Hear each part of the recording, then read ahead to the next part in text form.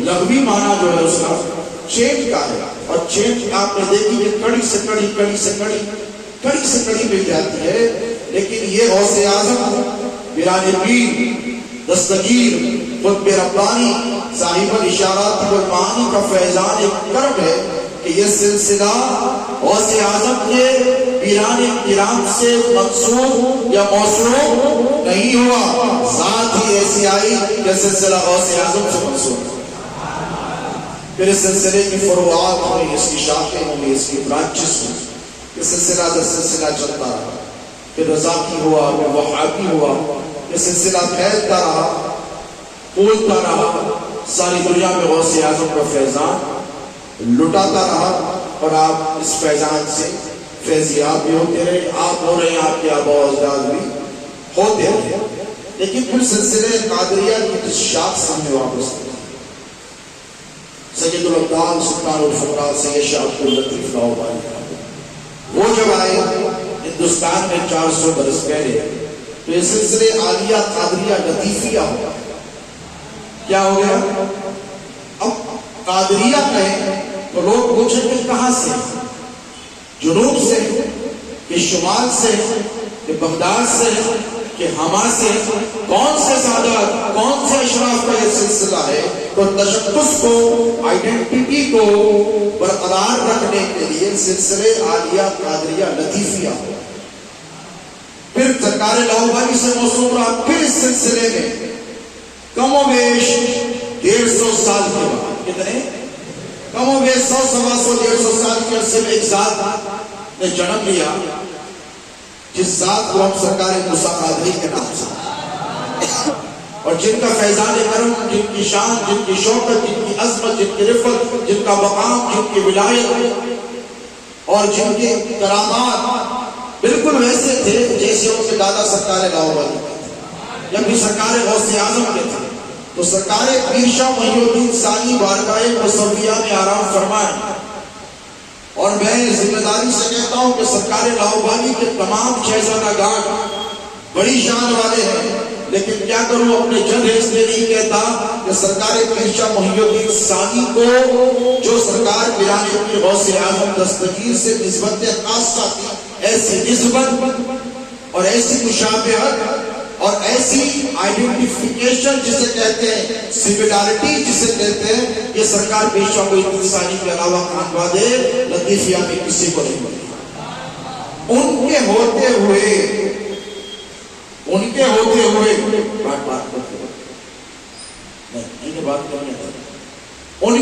ہوئے پھر ایک شان کا شہزادہ اس آسمانے میں پیدا ہوا جو مستقی علی القاب ہوا. سلاطین وقت جن کے مرید ہوئے، اور دریاؤں کا کوئی چلو بھر پانی ہاتھ میں لے کر یا پیالہ کٹورا پکڑ کر، یا پھر بعض روایتوں میں آتا ہے کہ چائے کی پیالی پر کرامت بتا دینا. میں طنز نہیں کرتا کسی کو اہل علم جانتے ہیں کہ چائے کی کٹوری یا کیتلی پر کرامت بتا دینا الگ بات ہے، بیٹھے دریاؤں کا رخ موڑ دینا. تو وہ واقعہ بھی آپ جانتے ہیں سرکار موسیٰ قادری کا کہ جب طغیانی آئی، پتا چلا کہ اب حیدرآباد نہیں بچتا، تو سکندر جو تیسرا نظام تھا وہ سرکار کا متفق تھا. اس کی محلات، اس کی بیٹیاں، یہ سب سرکار موسیٰ قادری کی مرید تھی. انہوں نے معروضہ کیا کہ دیکھو صدر المشائخ، کیا کہتے تھے؟ صدر المشائخ. یہ کتابوں میں لکھا ہے، داستانیں نہیں ہے. کتابوں میں لکھا ہے کہ سرکار موسیٰ قادری کو تمام مشائخ اس دور پہ صدر المشائخ کہتے ہیں. یہ تمام مشائخ کے صدر ہیں. یہاں تک کہ حضرت بندہ نواز کے پوتے سید محمد حسینی، ان کا تو یہ معاملہ تھا کہ وہ سلسلے چشتیہ کے پیر کامل ہوتے، لیکن صاحب تصرف ولی کامل تھے. ان کے پاس کوئی مرید ہونے جاتا تو وہ کہتے کہ صدر المشائخ کی موجودگی میں ہمارے پاس اتنی جرت نہیں کہ ہم مرید کریں، جسے مرید ہونا ہے سرکار موسیٰ قادری کے مرید ہونا. کیوں؟ وہ مقام جانتے تھے، وہ رتبہ جانتے تھے. فارسی کا مقولہ ہے، ولی را ولی کی شناس. ایک ولی ہی دوسرے ولی کو پہچانتا ہے. ولی کو پہچاننے کے لیے تو ولیوں کی خدمت میں بیٹھو یا تم خود ولی ہو تو پھر ولی کا رتبہ اس کی شان و شوکت جان پاؤ گے. پھر ایک عرصہ گزرا، سرکار موسیٰ قادری کے نام سے یہ سلسلہ موسوم ہوا. ہماری پہچان کیا ہے؟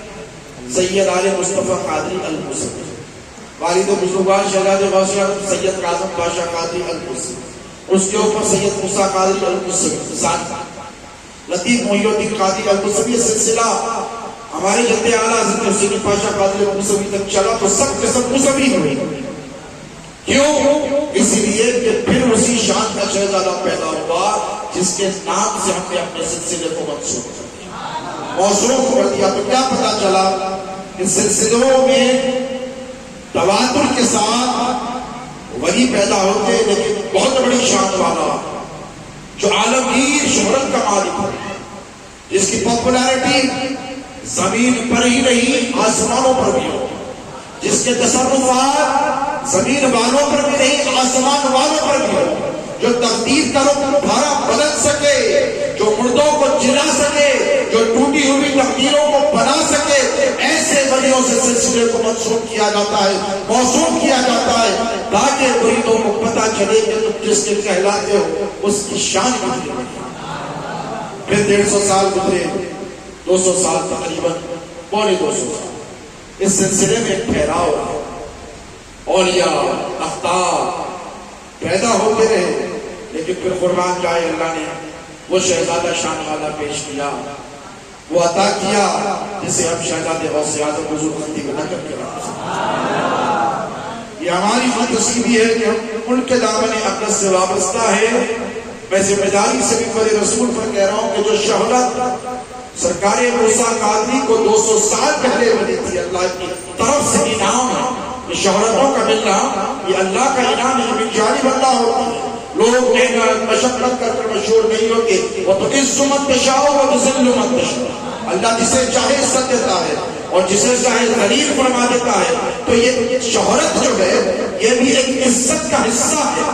شہرت تامہ، شہرت عامہ، مقبولیت، لوگوں کے دلوں میں عزت، احترام، قدر، منزلت، یہ بھی من جانب اللہ ہوتی ہے. اور اللہ نے ہمارے پیر کو اتنی شہرت عطا فرمائی کہ ہندوستان نہیں بلکہ دنیا کے کسی کونے میں جاؤ، شہزادے غوث اعظم کا نام لو، جو اہل سنت ہوگا، جو اہل طریقت ہوگا، بلکہ اہل عرب میں بھی سیدی سرکار کاظم پاشا کا نام لو تو لوگ یہ نہیں کہیں کہ ہم نہیں جانتے، بلکہ یہی کہیں گے کہ ہم جانتے بھی ہیں، ہم پہچانتے بھی ہیں، ہم ان کو مانتے ہیں.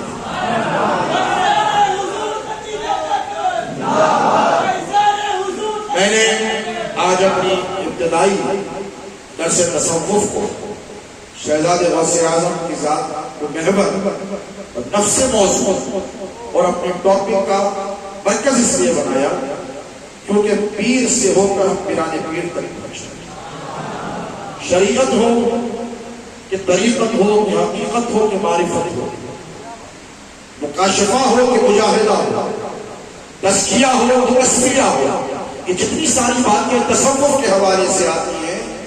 کوئی مسافر راہ سلوک اس وقت تک کامیاب نہیں ہو سکتا جب تک کہ وہ اپنے پیر کے دامن کو مضبوطی سے نہ تھام لے.